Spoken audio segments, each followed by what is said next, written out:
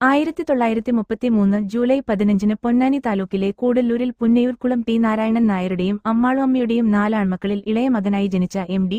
Malamakkavu elementary school, Kumaranellur high school എന്നിവിടങ്ങളിലെ പ്രാഥമിക വിദ്യാഭ്യാസത്തിനുശേഷം Palakkad Victoria കോളേജിൽ നിന്ന് 1953 രസതന്ത്രത്തിൽ ബിരുദം നേടി.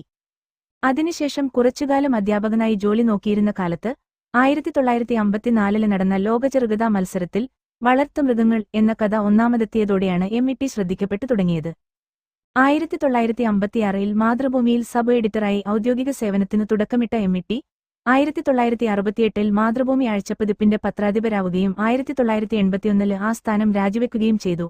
1989 പീരിയോഡിക്കൽസ് എഡിറ്റർ എന്ന പദവിയിൽ തിരികെ മാതൃഭൂമിയിലെത്തി. 1999 മാതൃഭൂമിയിൽ നിന്ന് വിരമിച്ച ശേഷം കേരള സാഹിത്യ അക്കാദമിയുടെ അധ്യക്ഷനായി സേവനമനുഷ്ഠിച്ചു. നിലവിൽ തുഞ്ചൻ സ്മാരക സമിതിയുടെ അധ്യക്ഷനായിരുന്നു.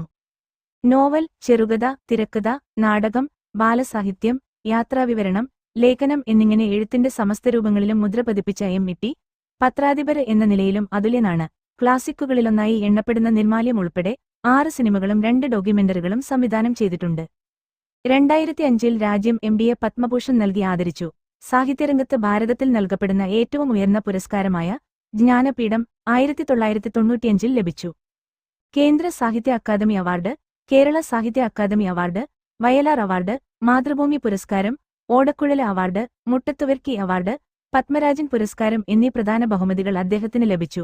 സിനിമാ തിരക്കഥയ്ക്കുള്ള ദേശീയ ചലച്ചിത്ര അവാർഡ് 4 തവണയും സംസ്ഥാന ചലച്ചിത്ര അവാർഡ് 11 തവണയും നേടിയ എം.ഡിക്ക് ജെ.സി. ഡാനിയേൽ പുരസ്കാരവും ലഭിച്ചിട്ടുണ്ട്.